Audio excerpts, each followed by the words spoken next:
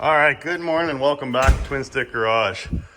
So, on today's episode, I'm actually going to get the camper hooked up to Snowman. I know I've been talking about it for a while now. Oh, check that out, squirrel. Big Rig Chrome Shop, thank you so much. So these are the tub fenders for the Duke. So I can't wait to get those unpackaged and mounted on there, but that's gonna be in another episode. Like I was saying, today what I wanted to do was get this Gen-Y pin box mounted on my RV because it is camping season after all. And why not pull it with something cool? So let's get at her.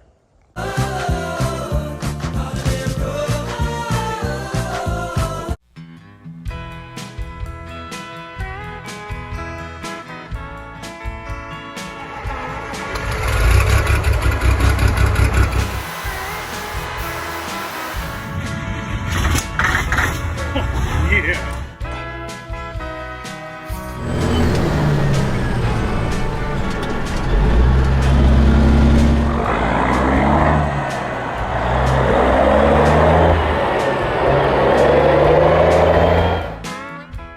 All right, so longtime viewers of the channel will know that the reason or the justification for bringing this truck home and starting to work on it out in the gravel to the missus was that I could use that to pull the camper.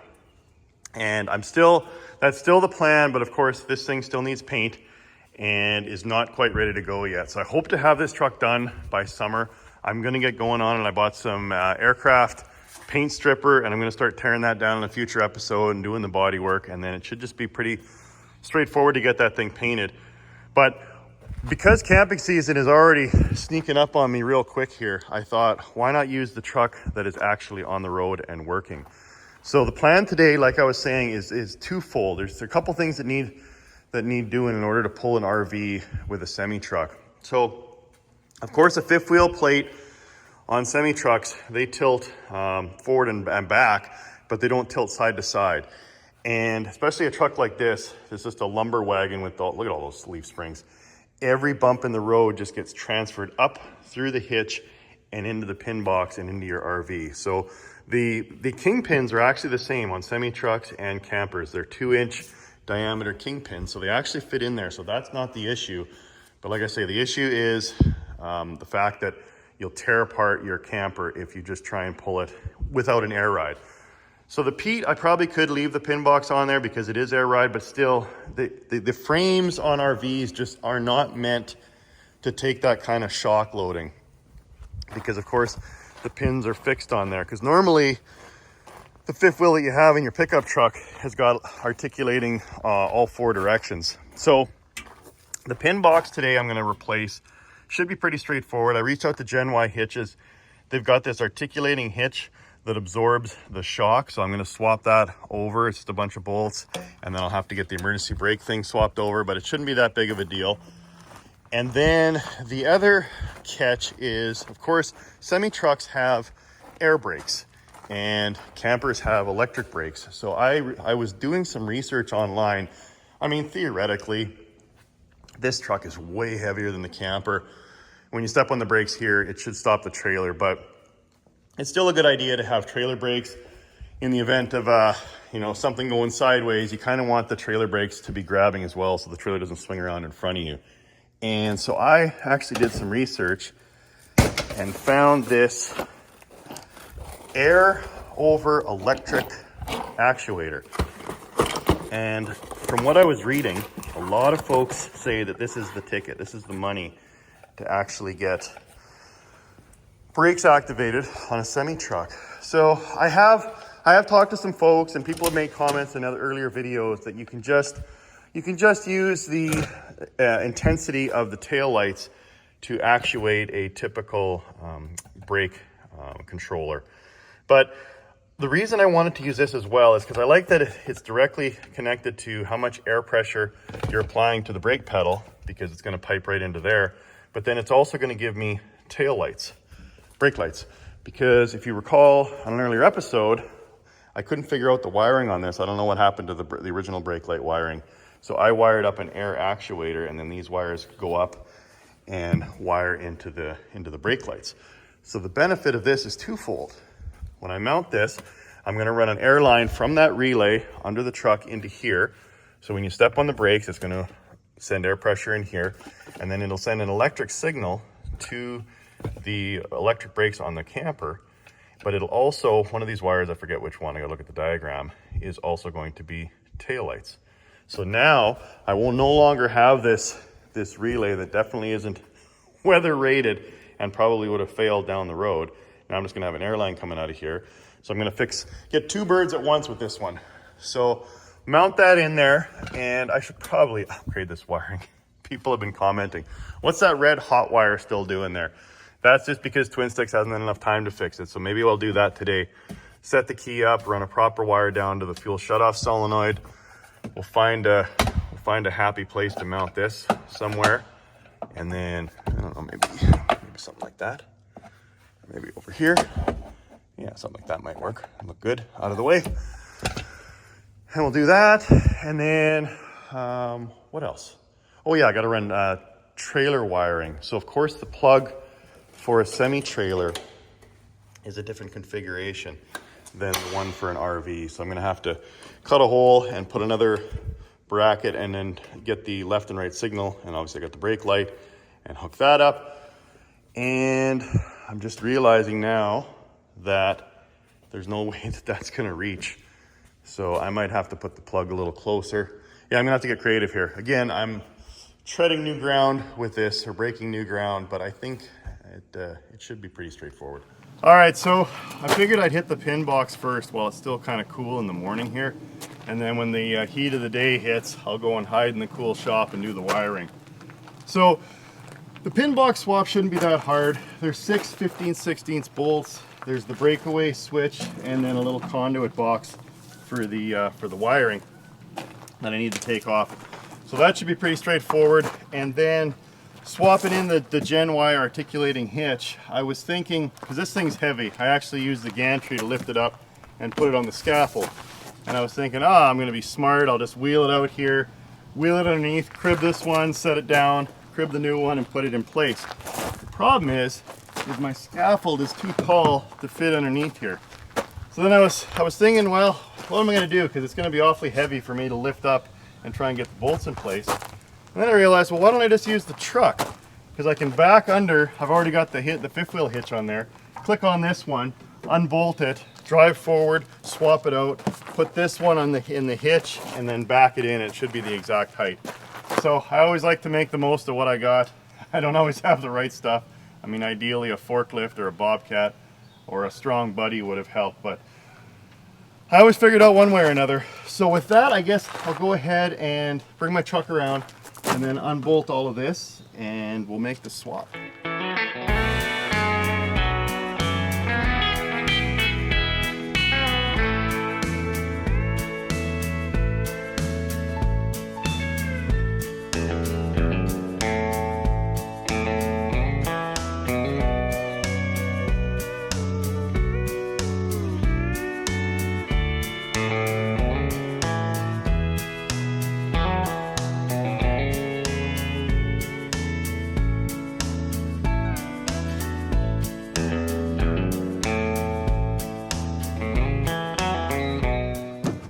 Well, that worked. Bolts out of here. I'm not sure if you get new hardware with the hitch. I assume you do. Okay, one pin box. Actually, this one doesn't seem that heavy. It's kind of thin, so I probably could have just lifted this one off of here, but no big deal.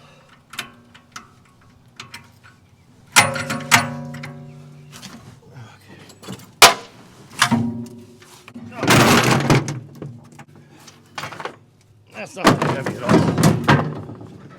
all. Okay, so now I'm going to swap this one with the Gen-Y. When I ordered this, I had to provide a certain amount of information. Basically, like the weight of the camper, some dimensions of the old pin box. And I was actually lucky because the original sticker was still on here. So pin box model LIPP 1116. So I provided all that to them and they sent me this. So this is where the magic happens. So as I was talking about earlier, when you go over a bump with the Kenworth, and it shocks the fifth wheel plate, this will isolate and dampen that shock and won't transfer it into the frame of my camper and tear the pin box off. So this is definitely what you need if you want to haul your camper with a semi truck, because again, there's not a lot of give there. But it also is a benefit as well, even when you haul it with a regular pickup, because again, it'll soften the load, and as the camper's going over bumps, it won't transfer all of that into your truck, so you'll actually get a smoother ride. So I'm really excited to use this and try this out. What I was thinking is, later in the episode when I get this all set up, I'll take the Kenworth around and I'm going to try and mount a camera, and I'll go over a bump in slow motion so you can actually see this and how this all works. But I think it's going to work great. So like I say, it's kind of the reverse of what I just did. So I'll shimmy this up there, click it into the fifth wheel plate, and back it under, and then I'll probably have to play with the height to get the holes to line up. And then they even sent some new hardware, so we'll put that back on there, and then yeah, get on to going on the wiring and the rest of the stuff. But I'm really excited to pull the camper today with the Kenworth.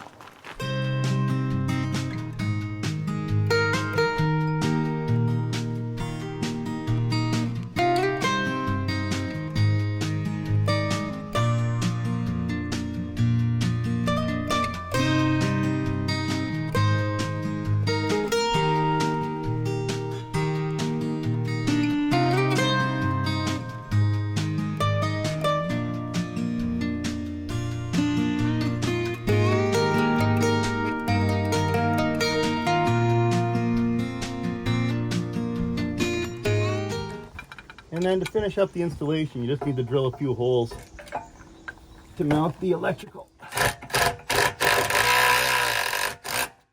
Like so. Okay, one final step is to double check the torque. So I had the torque setting on the Milwaukee to about 150 foot-pounds. It's supposed to be set at 160, so we'll get that right, and then we'll go all the way around just to make sure everything is proper. Okay. You know, I have to say that Milwaukee impact actually gets it pretty close.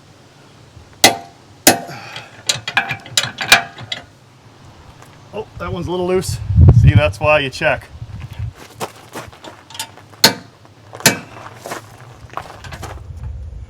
I'm gonna call that complete. Man, that's looking sharp. Thanks, Gen-Y-Hitch. You guys are awesome.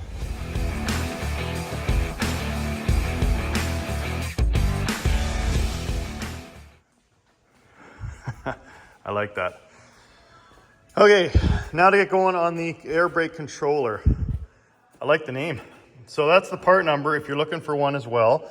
And this is, I was just reading through here, and this is interesting. So if you just go and put a standard electric brake controller in your semi-truck to pull your camper, it says exhaust brakes can be a challenge. So you know I'm going to be using the Jake brakes.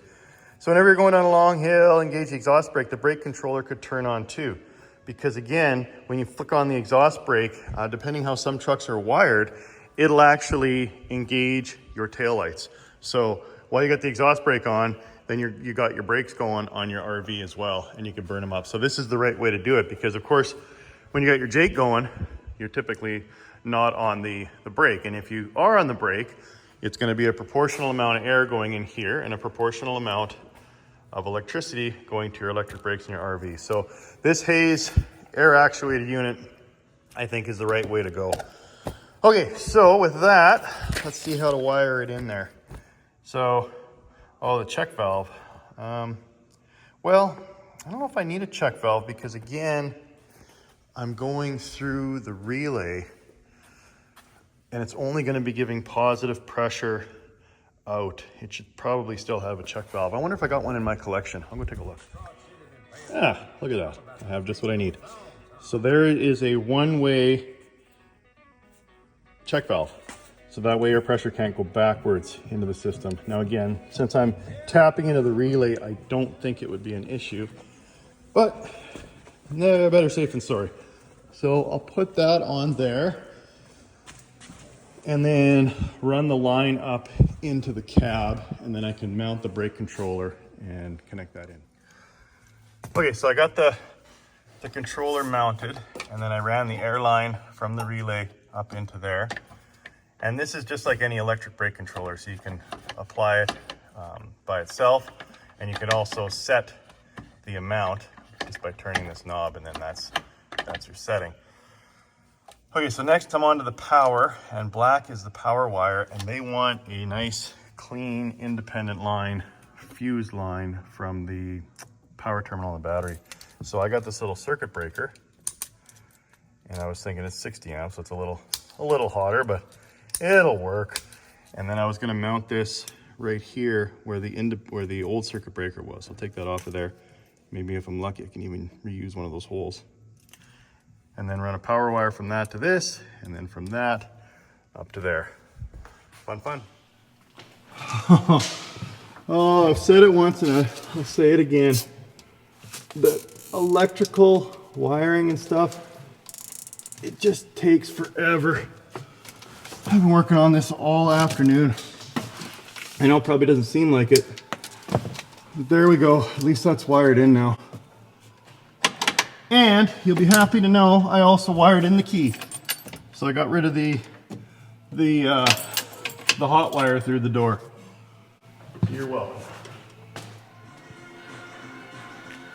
Okay, home stretch here. So I needed to set up the wiring so I could plug in the cord that comes out of the camper. So you remember that cord that was hanging down by the Gen-Y-Hitch? That normally is about 4 feet long, and normally it plugs into a plug on the inside of your pickup truck box. So in this case, I picked up a female plug, RV plug from Princess Auto. And if you can see in there, RV plugs have what's called a flat blade type plug, whereas semi-trucks have round pins. I don't know if you can see it there, but they're round pins, so it's different. So obviously I wasn't able to connect in the cord that comes out of the RV into that. So I thought, no big deal. I'll just mount this on this mounting plate, and then I'll just be able to plug it in. But then I looked and I went, oh, that's not gonna work, because if you remember back on the hitch there was only about 4 feet of line. And that's because typically you have a plug like this on the inside of your pickup truck box, and you just plug it in there. Or you run it over the tailgate and plug it in down by your receiver hitch. So I needed to come up with some type of extension cord setup. So I thought, why not use the typical cord that's used for hooking up a semi-trailer? So obviously it'll fit right in there, no big deal. And then on this end, I'll just sacrifice this cable, and I'll have to get another one to pull the snowman trailer. But what I'll do is I'll cut this off and then tie in all the wires. So obviously ground, power, brakes, tail lights, left, right signal, and tie that all in. And then I'll use that as kind of an extension cord when I'm hauling the camper. And then when I'm not hauling the camper, I just take this, squirrel it away underneath the bunk there. So I think that'll work good. So I'll cut this. I'll figure out all the wires, which one's which, connect that all, tape that all up, and we should, fingers crossed, be ready to pull the camper. And one step closer to taking this on vacation. Okay, so I'm just doing a little testing on the brake booster here. So of course you can engage it manually and then disconnect it. But then it also, when you step on the brakes, isn't that cool? So now I'll put the camera back here, and I'm wired into the blue wire, which is the signal to the electric trailer brakes. And I'll slowly apply them, and you'll see the intensity get dull to bright.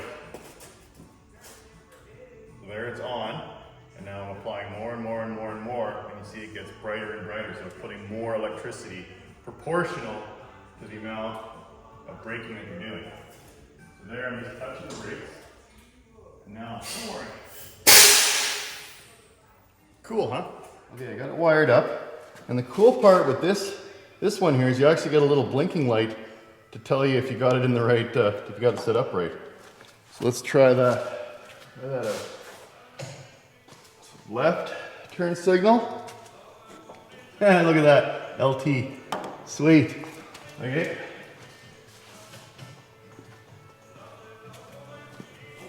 Right turn, RT. Coming together. Okay. Lights on. Okay, we got running lights. I don't know what TM is, but I assume that means running lights. And then the brakes, I guess.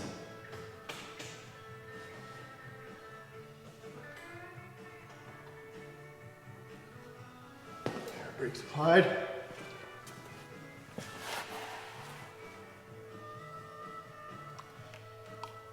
Okay, and they all light up. Yeah, that's right. Brake and left and right signal. All three would light up super bright. So I think that's correct. Okay.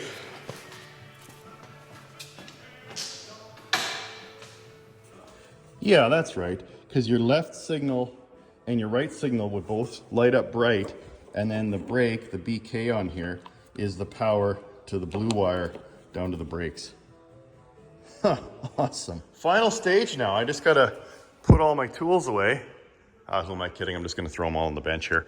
But then button everything up. I gotta close that all up, tape it up, and then I'll be ready to start Snowman and drive it on out of here and hook it onto the camper.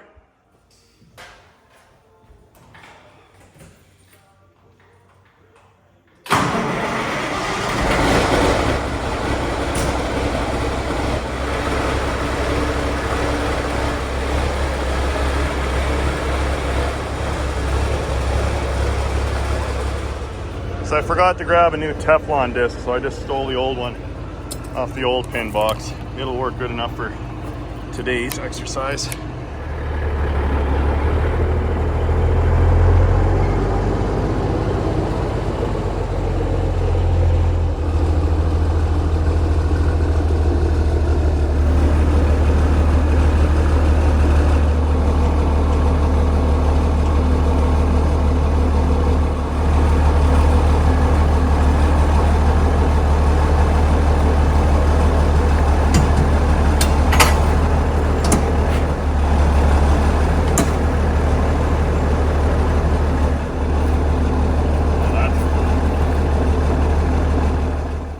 Check the hazards.